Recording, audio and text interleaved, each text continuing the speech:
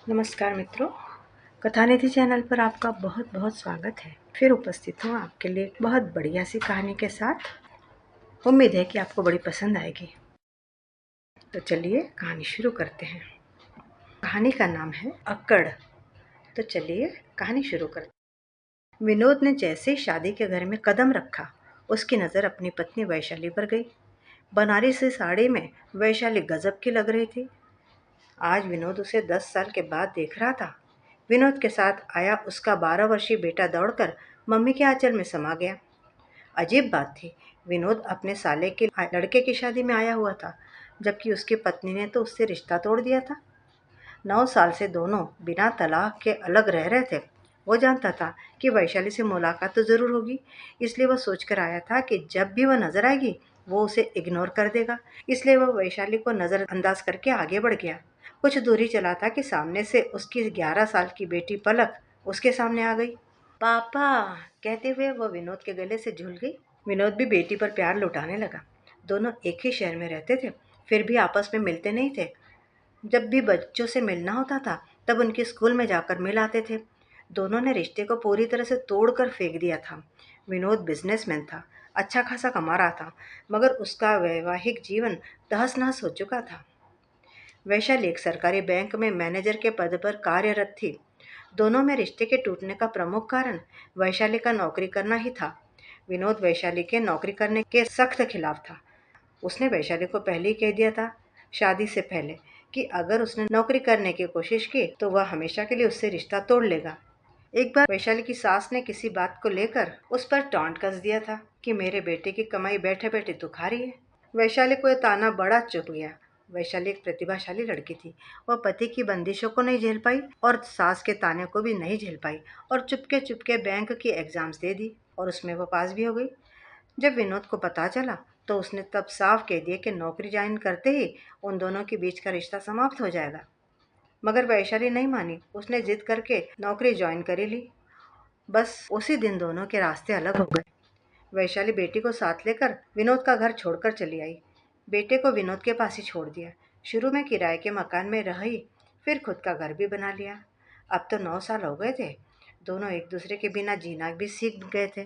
अजीब बात यह भी थी कि दोनों में से किसी ने भी तलाक लेने की कोशिश नहीं की थी।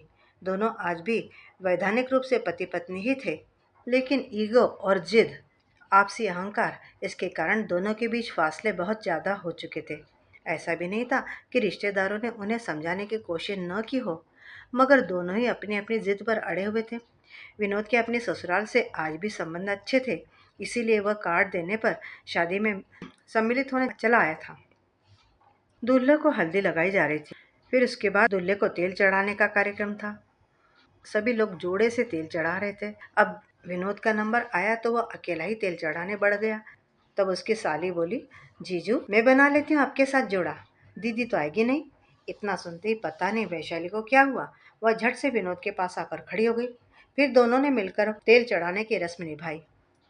9 साल बाद ये पहला ही मौका था जब दोनों इतने करीब खड़े थे।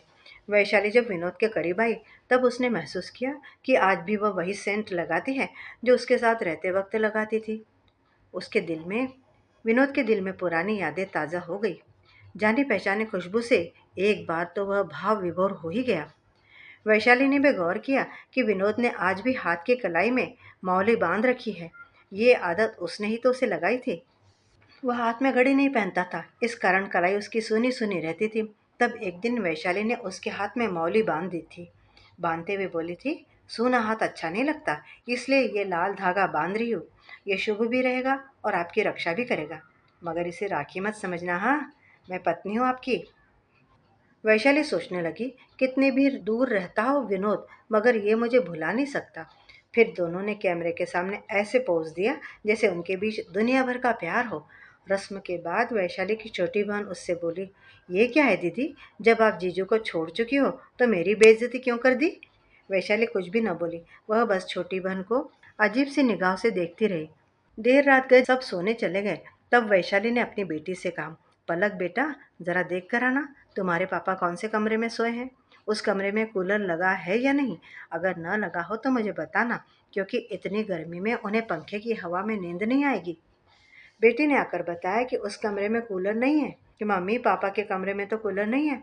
तब वैशाली ने दूसरी मंजिल पर एक कमरे में कूलर लगवाकर उसमें ठंडा पानी डलवाया। फिर बेटी से बोली, अब पापा से जाकर कहो कि उस दूसरे वाले कमरे में जाकर सो जाए जहाँ पे कूलर लगवा दिया गया है, मगर ये कहते समय मेरा नाम मत लेना उनसे। इधर पलक जब पापा के रूम में गई तो उसने देखा कि विनोद गर्मी में करवटें बदल रहा था। उसे सचमुच ही नींद नहीं आ रही थी। एसी में सोता था, पंखे की हवा में कैसे नींद आती। जब बेटी ने उसे दूसरे कमरे में जाने के लिए कहा तो उसने पूछ लिया कि ये बात तुमसे किसने कहा। पलक तो बच्ची थी, उसने बता दिया कि मम्मी ने आपके लिए उस कमरे में कूलर लगवाया है। विनोद को यह जानकर अंदर ही अंदर एक खुशी का अनुभव हुआ। वो सोचने लगा कि वैशाली को आज भी उसकी कितनी फिक्र है। मैं ही जिद्दी और खड़ूस हूँ। वैशाली एक खुददार औरत है, मुझे तो उस पर गर्व होना चाहिए और नौकरी न करने की बंदिश भी नहीं लगानी चाहिए थी। सबको अपने हिसाब से जीने का हक है। सोचते सोचते विनोद दूसरी मंजिल वाले उस कमरे में आ गया। रात में 12 बजे के आसपास वैशाली का मन किया कि एक बार उसे देख आए। वैशाली को नींद नहीं आ रही थी तो उसने सोचा कि जाकर देखूं विनोद को नींद आई है या नहीं। बरसों बाद मेरे मायके में आया है, इसलिए पति न सही मेहमान तो है ही। वह चुपके से उस कमरे के पास पहुंची जिसमें विनोद सोया हुआ था। ये वही कमरा था जिसमें वे बरसों पहले साथ में ठहरा करते थे। उस कमरे से भी बहुत सारी यादें जुड़ी थी वैशाली और विनोद की। वैशाली खिड़की के पास आई। गर्मी के कारण सारी खिड़कियां खुली हुई थी। विनोद हमेशा लाइट जलाकर ही सोता था। आज भी बल्ब जल रहा था। वह पाजामे और बनियान में सो रहा था। उसकी चौड़ी छाती बनियान से बाहर झांक रही थी। ये देखकर वैशाली की आंखों से आंसू निकल पड़े। वो सोचने लगी कि कभी वह उसके सीने पर सर रखकर सो जाया करती थी, मगर आज इस बात को बरसों हो गए। ये सुख उसे मिला ही नहीं। जिंदगी बनाने के चक्कर में जिंदगी खराब हो गई है। काश वह नौकरी की जिद ही न करती। क्या फायदा ऐसे नौकरी का जिसके लिए सारे सुख त्यागने पड़े। वह भरी आंखों से वहां खड़ी खड़ी नयन सुख लेती रही। उसका मन किया कि सारी ईगो अहंकार को छोड़कर अभी जाए और अपने पिया से लिपट जाए। वह अभी भी मेरा ही तो है। हमने कौन सा तलाक लिया है। आज भी मैं उसकी पत्नी ही तो हूँ। फिर जो ही विनोद ने करवट ली, वैशाली का दिल धक से धड़क उठा।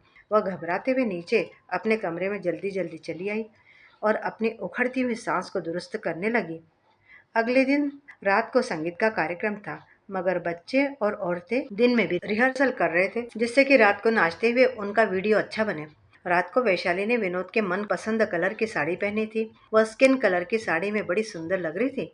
विनोद तो उसे देखते ही रह गया। पूरे श्रृंगार करके वह गजब ढा रही थी। अभी 35 साल की ही तो हुई थी। यौवन अभी पूरे चढ़ाव पर था।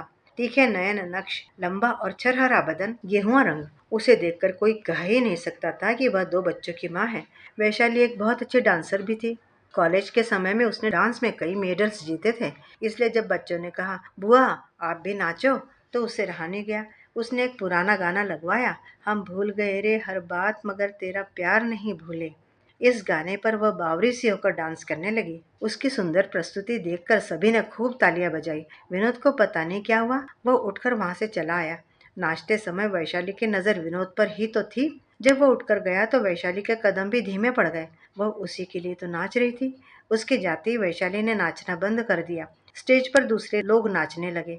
वैशाली की नजर विनोद को खोजने लगी। जब वह उसे कहीं न दिखा तो वह उसे ढूंढते हुए बाहर निकल आई। बाहर भी नहीं दिखा। तब वैशाली उसके कमरे में उसे देखने के लिए चली गई। कमरे का दृश्य देखकर वह जड़ सी हो गई, क्योंकि विनोद रो रहा था बैठा हुआ। उसके हाथ में रुमाल था जिससे बार बार वह आंसू पोंछ रहा था। वैशाली ने पहली बार उसे रोते देखा था। पता नहीं क्यों वैशाली से रहा नहीं गया। वह चुपचाप जाकर उसके पास खड़ी हो गई। विनोद उसे देखकर ठिठक गया, रुमाल को जेब में डाला और नॉर्मल होने की कोशिश करने लगा। वैशाली एकटक उसके चेहरे की तरफ देख रही थी। विनोद घबरा गया और फिर उसने दूसरी तरफ मुंह फेर लिया। वैशाली फिर से उसके सामने खड़ी हो गई। फिर हिम्मत करके बोली, आप रो रहे थे।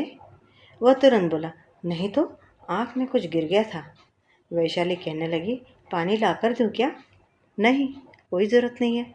ये सुनकर वैशाली वापस बाहर जाने लगी। तब वह पीछे से बोला, माफ कर दे। वह ठहर गई, बिना मुड़े ही बोली, किस बात के लिए माफ कर दूं।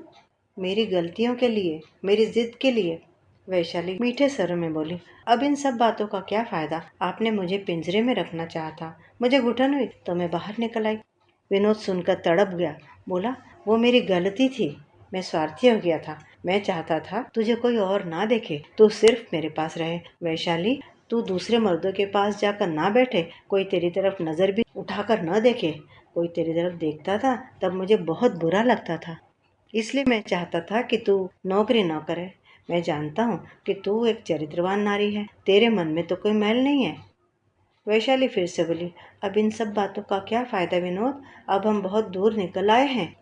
विनोद ने यह सुना तो उठा और जाकर वैशाली के सामने खड़ा हो गया।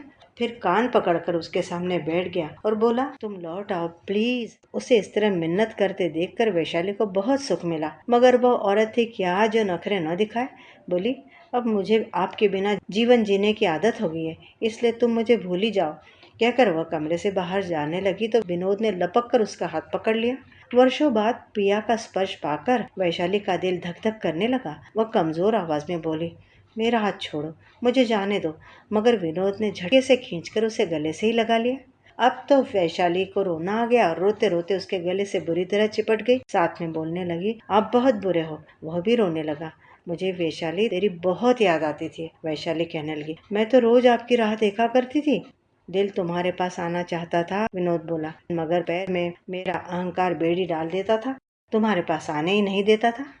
वैशाली उसके सीने पे सिर टिकाकर बोली, जवानी के 9 साल खा गई आपकी अकड़। विनोद ने उसे बाजू में जकड़ लिया। बोला, अब कभी उस अकड़ को अपने पास भी नहीं आने दूंगा। बहुत देर बाद समझ में आया कि पति पत्नी के रिश्ते में अकड़ का क्या काम। पति पत्नी के रिश्ते में तो रूठना और मनाना चलता है। कुछ देर रूठ लो और तुरंत मना लो। वैशाली का शरीर एक्साइटमेंट की वजह से कांप रहा था।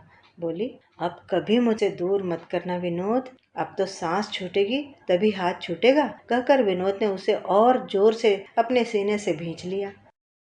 मित्रों, अभी आप सुन रहे थे कहानी अकड़। उम्मीद करती हूँ कि कहानी आपको पसंद आई होगी। लाइक और शेयर जरूर करिएगा मित्रों के साथ। कहानी के बारे में आपके विचार कमेंट बॉक्स में जरूर लिखिएगा। साथ ही चैनल पे अगर नए हैं तो चैनल को सब्सक्राइब भी जरूर कर लीजिएगा।